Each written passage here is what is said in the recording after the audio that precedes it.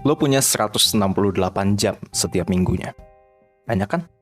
Tapi buat lo, itu masih kurang. Lo masih sering banget ngerasa kerjaan lo nggak bisa selesai. Padahal udah mati-matian. Kadang sampai nggak tidur. Paginya juga masih harus ke kampus, atau ke kantor, atau ke tempat lain. Padahal lo mungkin mikir, gimana gue bisa bertahan kalau misalnya dikasih tanggung jawab lebih misalnya. Ya lo pastinya gitu ya, gue pikir lo nggak mau di sini-sini aja. Lo pasti pengen berkembang di karir, di pendidikan, dan lain-lain. Tapi kalau misalnya sekarang aja udah kewalahan kayak gini, gimana nanti? Nah, salah satu kemungkinan besar yang masih bisa ditingkatin di hidup lo kalau misalnya lo punya masalah kayak gitu adalah manajemen waktu. Makanya, di video ini, lo akan belajar soal seluk-beluk time management. Lo akan belajar gimana caranya orang-orang paling efektif di dunia melakukan time management buat menghasilkan hasil yang luar biasa.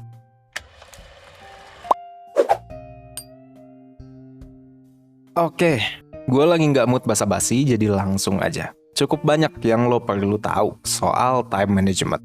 Apa yang gue utarakan di sini, mostly gue ambil dari beberapa buku. Ada Deep Work-nya Cal Newport, terus ada 168 Hours-nya Laura Vanderkam, dan ada The Organized Mind-nya Daniel Levitin juga. 3 buku itu recommended banget kalau misalnya menurut gue. Jadi kalau misalnya kalian mau googling mungkin dan mau beli, itu 3 buku yang gue rekomendasiin banget. Oke, jadi akan ada 4 langkah time management yang akan gue bahas di sini.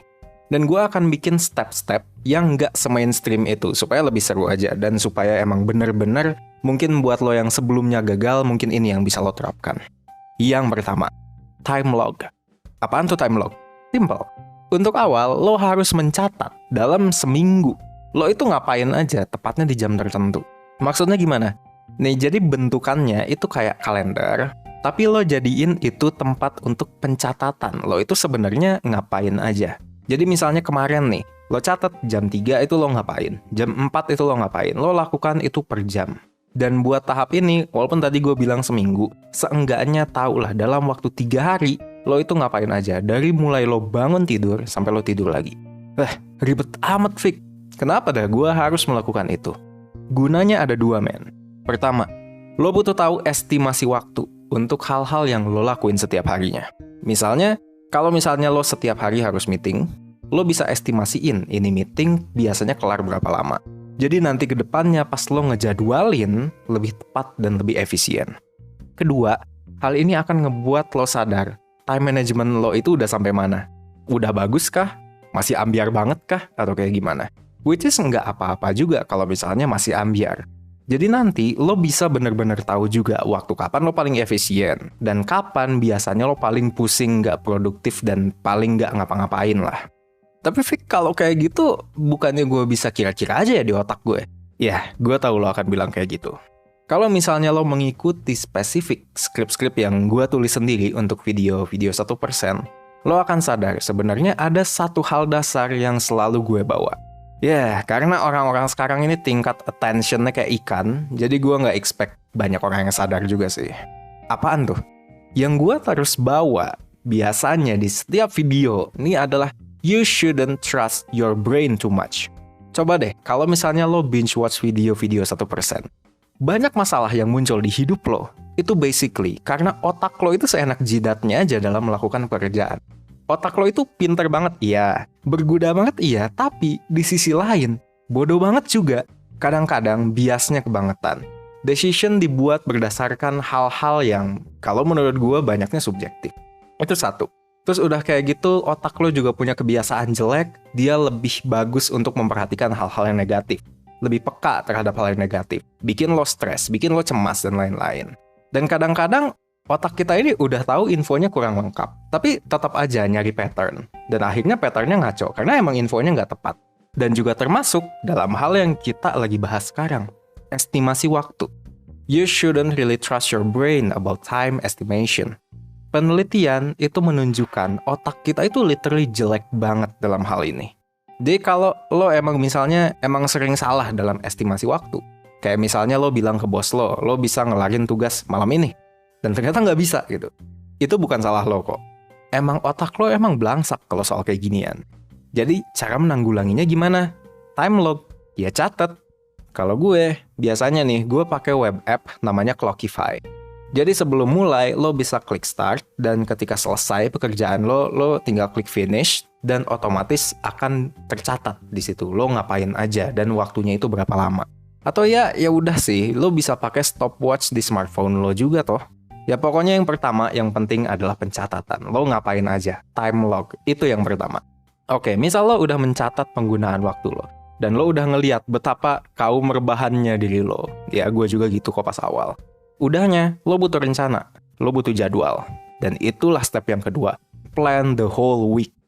Setelah lo melakukan pencatatan, lo harus menjadwalkan hari-hari lo selama seminggu. Lo buka Google Calendar atau apapun kalender yang lo pakai dan jadwalin semua kegiatan lo. Jadwalin, bukan cuma di list doang. Lo harus tahu setiap harinya itu lo akan ngelakuin apa dan jam berapa. Lo mungkin mikir, lah ini ribet banget. Kenapa nggak pakai list aja gitu, kayak to-do list gitu. Nah, Cal Newport, penulis bukunya Deep Work, buku yang sangat gue cintai, setuju banget bahwa to-do list itu nggak cukup. To-do list itu hanya didesain untuk lo tahu lo harus ngapain aja. Itu tuh pengingat, bukan sesuatu yang akan bikin lo efisien. Time management, it's about being efficient. Kalau misalnya lo mau jadi efisien, ya jadwalin. Dan ngejadwalin keseharian lo adalah hal yang strong banget buat lo lakuin. Itu akan berdampak banget ke hidup lo. Bahkan, dia bisa berhubungan sama seberapa sebuah perusahaan itu bisa mencapai targetnya. Di penelitian terhadap CEO perusahaan-perusahaan di India sana menunjukkan bahwa ada korelasi antara waktu terjadwalnya si CEO dengan penghasilan perusahaan. Artinya apa nih kalau dalam bahasa Indonesia? Berarti makin terencana waktu seorang CEO, juga makin tinggi juga penghasilan perusahaannya. Ya, tapi ingat, ini bukan sebab akibat. Penelitian yang tadi gue sebut itu bukan sebab akibat. Ya, jadi jangan langsung mikir kalau misalnya lo jadwalin hari lo, terus lo akan naik gaji. Tapi alasan utama yang terbesarnya kenapa hal itu bisa terjadi karena efisiensi. Nah, jadi ketika ngejadwalin hari lo, apa yang lo harus pikirin? Nah, pikirinlah soal what are you good at dan what makes you happy. Menurut Laura Vanderkam, penulis buku 168 Hours You Have More Time Than You Think, dia bercerita di buku itu bahwa dari wawancara yang dia lakuin ke ratusan orang paling produktif di seluruh dunia, dari mulai artis yang paling produktif, ex-CEO-nya Pepsi juga dia wawancara, chairman-chairman perusahaan top 50 di dunia, eksekutif negara, pokoknya banyak banget yang diwawancara. Orang-orang itu menghabiskan sebanyak mungkin waktu mereka di kemampuan utamanya mereka. Dan mereka meminimalisasi atau mendelegasiin hal yang lain. Jadi kalau misalnya, lo misalnya seorang data analis, ya lo abisin waktu sebanyak-banyaknya di situ. Kalau misalnya lo akuntan, ya abisin waktu lo dengan angka sebanyak-banyaknya. Hal-hal yang nggak penting kayak balesin WhatsApp, non-work related, baca-baca email, rapihin Google Drive, itu delegasiin aja. Nah, tapi ada satu lagi nih yang ketinggalan. Lo juga harus menjadwalin melakukan apa yang lo senang. Dan ini berguna banget, jujur. Berdasarkan literatur dan pengalaman pribadi, ini gunanya ada dua. Kalau misalnya kita lihat penelitian, gunanya ada di efek antisipasi. Ini akan membuat fun time lo itu lebih kerasa. Selain itu, lo juga bisa jadi fokus banget itu buat fun. Jadi ketika lo emang udah jadwalin waktu itu tuh buat main, ya lo fokus buat main gitu. Lo nggak usah mikirin lagi soal kerjaan. Nah, itu yang pertama. Yang kedua, ini dari pengalaman pribadi.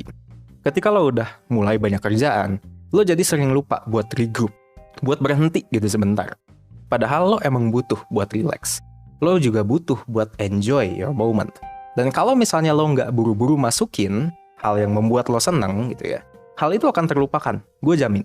Hal itu akan terlupakan, terdorong sampai ya udah ujung-ujungnya lo palingan burnout, ujung-ujungnya lo kewalahan. Dan kalau misalnya lo burnout, kewalahan, lo butuh waktu yang jauh lebih lama lagi buat bangkit. Jadi daripada lo akhirnya burnout, ya mendingan lo jadwalin aja hal-hal yang emang membuat lo seneng. Oke, lo udah nyatet kegiatan lo. Dan berdasarkan itu, lo udah bikin jadwal harian lo di kalender. Ada hal-hal penting gak sih yang harus gue masukin, Fik? Ada. Yaitu langkah yang ketiga nih, ritual pagi. Kenapa ritual pagi? Karena gini, pas siang nih, mungkin lo udah mulai dilempar banyak kerjaan. Bos lo udah nagih kerjaan, temen-temen lo mulai ngajak nongkrong, rekan lo mulai ngajak meeting. Pokoknya siang hari itu biasanya kita ada di mode respon, dan merespon gitu. Kita banyak dilemparin hal, kita harus langsung respon. Kalau misalnya nggak dikelarin cepat, bisa jadi masalah. Siang lo emang bisa jadi bukan punyanya lo. Tapi pagi hari lo, itu bisa benar-benar jadi punya lo. Makanya gue saranin lo harus punya ritual pagi. Apa yang lo harus lakukan di ritual pagi tadi? Enggak, ritual pagi itu bukan ritual keagamaan kayak gitu. Ritual pagi itu adalah hal-hal spesifik, hal-hal khusus yang lo selalu lakukan di setiap pagi. Aktivitasnya apa? Nah, di sini lo pilih hal-hal yang penting buat hidup lo, tapi nggak urgent. Hal-hal yang in the long term, dia akan membawakan benefit yang gede banget buat lo, tapi emang nggak urgent. Jadi kayak long term planning mungkin, olahraga, meditasi. Hal-hal itu nggak urgent, tapi kalau misalnya lo tunda, nggak akan dilaksana. Gue udah pernah bahas soal ritual pagi cukup panjang di beberapa video. Jadi gue jelasin di sini singkat aja. Setiap pagi, lo harus bangun di jam yang sama. Dan punya alur kegiatan yang sama. Bisa jadi bangun, sholat, olahraga, meditasi, mandi, siap-siap kerja. Atau apapun lah. Pokoknya setiap orang bisa berbeda. Yang penting, lakukan hal yang emang benar-benar penting. Yang lo tahu kalau dilakuin dalam jangka panjang akan benar-benar berpengaruh baik untuk hidup lo. Oke, lo udah nyatat penggunaan waktu, lo udah bikin jadwal, udah ngejadwalin juga setiap paginya harus ngapain. Terus, apalagi nih yang harus dimasukin? Ada satu lagi, yaitu langkah keempat, waktu senggang lo. Have some fun. Ini orang-orang biasanya freak out nih pada saat gue nyaranin ini, karena ngejadwalin waktu main, itu tuh buat banyak orang, itu hal terakhir yang pengen mereka lakukan. Kayak nggak mau gitu biasanya orang-orang. Mereka pengen ketika mereka having fun, ya udah spontan aja kayak gitu. Tapi nih, kalau misalnya kita ngomongin soal time management, emang kita nggak ngomongin soal sistemnya doang, tapi kita juga harus ngomongin soal kontennya. Dan masukin kegiatan yang lo suka di jadwal adalah salah satu cara terbaik buat lo bisa konsisten ngelakuin time management yang baik. Kenapa? Karena dua hal. Pertama, kayak yang udah gue jelasin juga sebelumnya, ada efek antisipasi. Efek antisipasi ini jangan diremehkan, ini strong. Dan akan membuat fun time lo jadinya lebih berarti. Kedua, kesenangan yang lo dapet ini akan bikin lo lebih motivated buat melakukan scheduling lagi dan lagi. Karena terbukti manfaatnya. Istilahnya kalau misalnya lo melakukan scheduling dengan baik, efektivitasnya dapet, tapi fun juga lo bisa dapet. Dan kalau misalnya lo lihat gitu ya di orang-orang sekitar lo, banyak orang yang menganggap dua hal itu mustahil didapatkan sekaligus. Orang selalu mikir kalau misalnya lo harus milih salah satu. Lo harus produktif atau lo having fun. Sekarang lo tahu, lo punya 168 jam dalam seminggu. Dengan waktu segitu, gua jamin lo bisa dapet keduanya. Jadi baiknya gimana nih? Gimana caranya lo bisa memperlakukan fun time di per-time managementan ini?